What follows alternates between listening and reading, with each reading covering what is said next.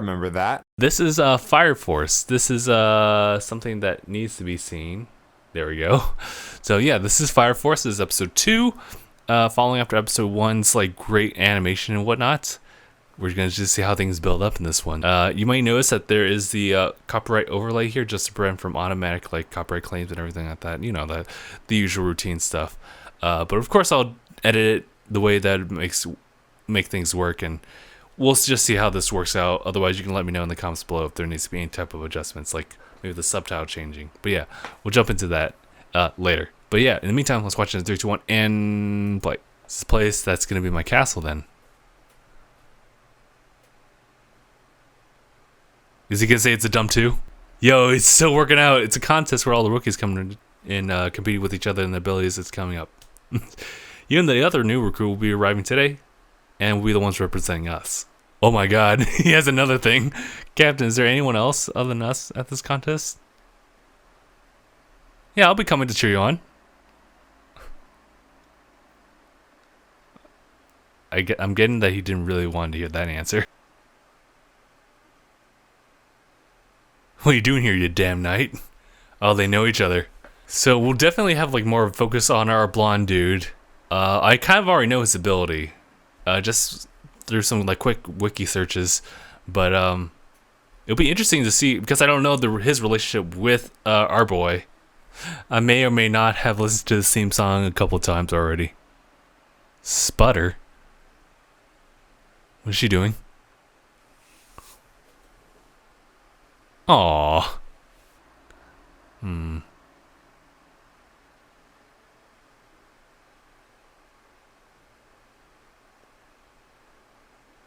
Oh. It's hot, you know. Right, but she saw something. Like hell I do. But we were at the academy together. He's just an idiot. Too stupid to come up with anything to say. And yet he's still popular. Damn, stop that shit real quick. It's terrible. They don't play with fire. God damn. Our games are coming up soon, and I want to see what you got.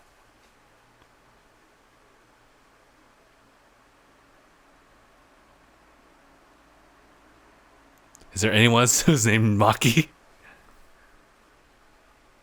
They're actually fighting. Okay.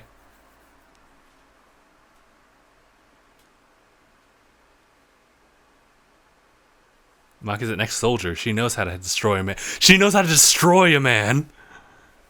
I mean, look at those shoulders.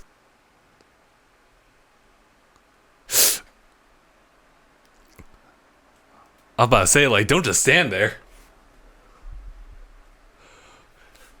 Ooh. Oh, I'm dead, he said.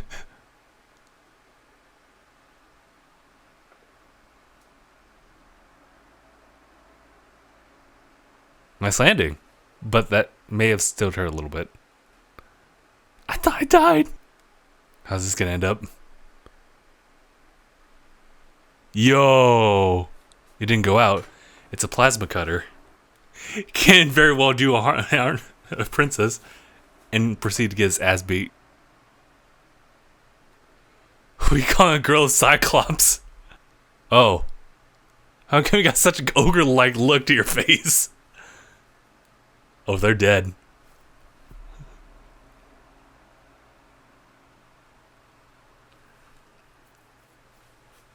What is she?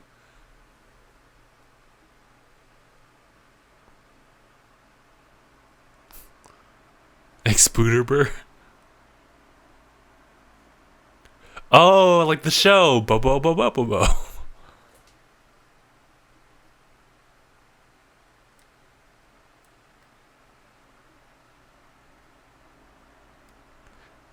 Just leave it like that.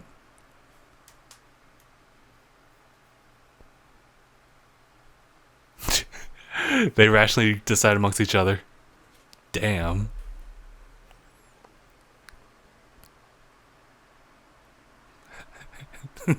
What do you do? You get ramen, of course.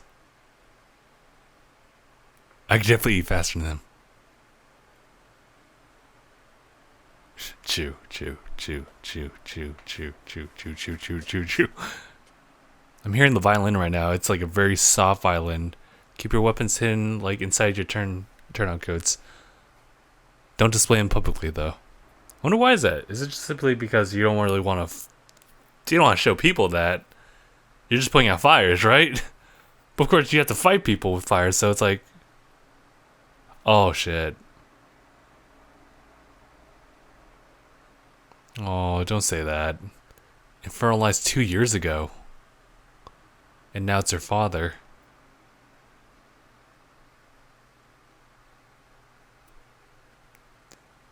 Step over here. Arthur, step over here.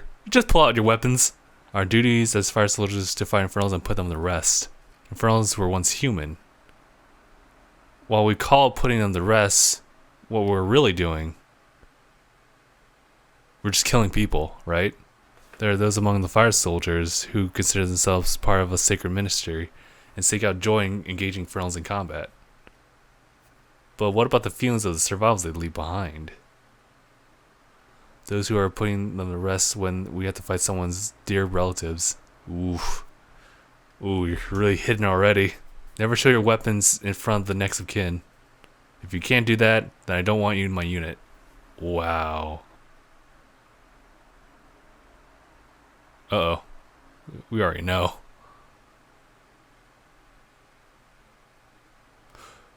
Whoa. The fire's snaring at us. It's hard to believe that an infernal with no sense of self could be doing that. Oh.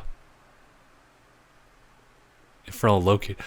Oh, don't do it to him. He's just sitting there quietly, too. Oh, don't. Oh, God. How can you... The man sitting there enduring the tremendous pain of those flames. We have to put him out of his misery quickly. I mean, you might be right. What's the captain doing?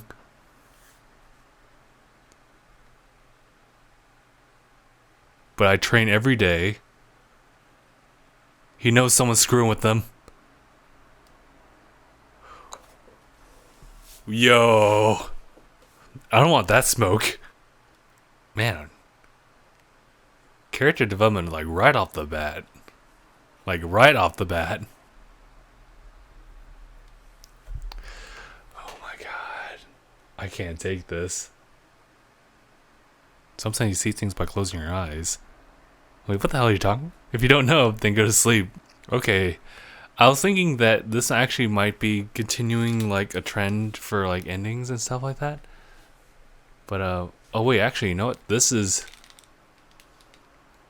No, it's... First of all, it's still that jamming music, but it's also just kind of, the same ending. I was actually thinking that we'd be seeing, like, other, endings, relating to all the other characters in their upbringings and maybe, like, cycle through them, but...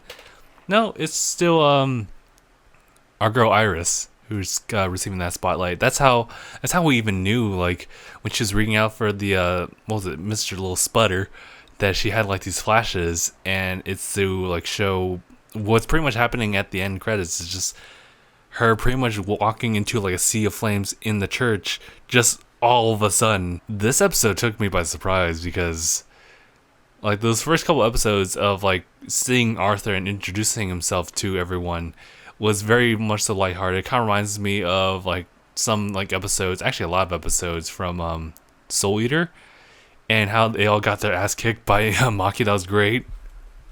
But after that, it just went downhill because it showed a different side. Even though it's, even though we're kind of like shown the idea of like the whole, next time is the rookie Fire Soldier games. So that's also something I wanted to bring up too. I'm actually glad that they introduced something like this to us early on, because when you look at something like this, like a show that has to deal with like emergency situations that kind of pop up like spontaneously, sporadically, you can kind of like think of it as kind of an I forget what the words for it is, but like a kind of like the pattern of a sitcom episode, for example, where everything is mundane and then a situation happens that takes up the entirety of the episode to resolve. And I was thinking that would be like an episode by episode base with Fire Force when walking into this episode, but actually after the fact I realized that they're really picking up the pace. They're introducing the rookie fire soldier games. They're also introducing new characters, but they're also, with those new characters, adding another layer of like depth for them. Obviously the big thing here is the fact that you're getting introduced to more things happening in the world, learning more about the characters themselves, but you're also learning a little bit more about the motives and the intentions and the mindset that they have when they go into these scenarios, knowing that family is hugely involved in these situations because it is so spontaneous. It just happens like at random. When they all, what was it, Arthur and Shinra took out their weapons, and then Captain Obi just like took them over to the side saying like, don't do that, because that is absolutely disrespectful to the kin. We say that we're putting them to rest, but ultimately we're actually the ones killing them. Essentially, that's what he was saying. You really saw a different side of like Captain Obi like throughout. Like the first episode was him totally chillax. He was just doing his weight stuff. In episode 2 here at the beginning, he was still lifting weights. He was still bouncing that dumbbell like on his nose. And then once he saw something that he didn't like, such as pulling out the weapons, and then after all, when he suspected someone of actually tainting like a family situation, he wasn't about that. Like, as far as we know, like he has no particular like powers. He's just kind of like a standard firefighter, really. But dude, like that shot of him like getting so pissed off as he like holds the photo of the family as he lifts up debris from him, I was like, don't want to catch that smoke. But yeah, this actually is a really cool episode because it does really get the gears going. We now know that there's a goal in mind instead of just having like a case by case episode basis. It's actually going to build up to something. And Shinra actually took a very mild spotlight in this episode. It was a lot much more spread out to all the different characters, but I think it's still woven itself pretty together because what ties them all is like the story that unravels itself. We got a new villain who is his own like generation. He's like, I guess he's like a third generation or something like that, but he's gonna start something. And for now, our characters are gonna just be doing their own thing, but this is just all foreshadowing to something that will happen later on. So the main thing for now is to anticipate this rookie fire soldier games, which is probably to showcase more, and I think that's where we're going to see our next recruit, which is pretty much Catgirl. So I'm looking forward to it. I actually really like this series so far. Dude, this one hit me. The moment that you just see an Infernal like wearing like a suit, just sitting down, just naturally as if it never moved from its spot. I was wondering about that too. Like they're going inside like a house situation, so fighting would be really cramped. And then they walked in, and I was like, oh, it's just him. And he looks over, and you just see everyone just crowded like right at him. And I think Arthur specifically, who could stand off as like a much more like, he reminds me of the kid from Soul Eater. But maybe not so annoying as far as getting it perfect every time, but more so like he sees himself as higher up than everyone else, or at least specifically Shinra. But after having that talk with Captain Obi, which was much more of a lecture, he really changed his demeanor, and I really like the fact that it was just, that was the character development, like right there. They already had like this mindset of like, oh, well, like Excalibur is a part of me. Why would I do this? And then Obi explains everything like, we're going in there to kill them, essentially. So it's not right for you to pull out a weapon when they're already in mourning. And you see that already happen. You see him just graciously asking like, let me finish this one. Put that thing to sleep just quickly, because it was already painful for everyone in that room to watch. And I felt pain too, just like watching that. So there's a lot of potential in this show, and I like that. they can really build on like the world and the emotion like involved with something as kind of strange as just spontaneous combustion being a common death for people in this world. But yeah, all right, I'm gonna end here. That was great. It was a great episode. A really, really good episode. Yeah, end it here. Thank you guys so much for watching. Let me know what you guys think about Fire Force as well, and also let me know about the feedback for the copyright overlay. See if there's any tweaks that needs to be done to that to make it a little bit easier to like watch it. Maybe like open up the subtitles just a little bit more, so lift the bottom end of the if I can actually reach my hand, take that and just move it up just a little bit. But yeah, we'll see. But yeah, thank you guys so much for watching. I'll see you guys in the next one. #bye everyone.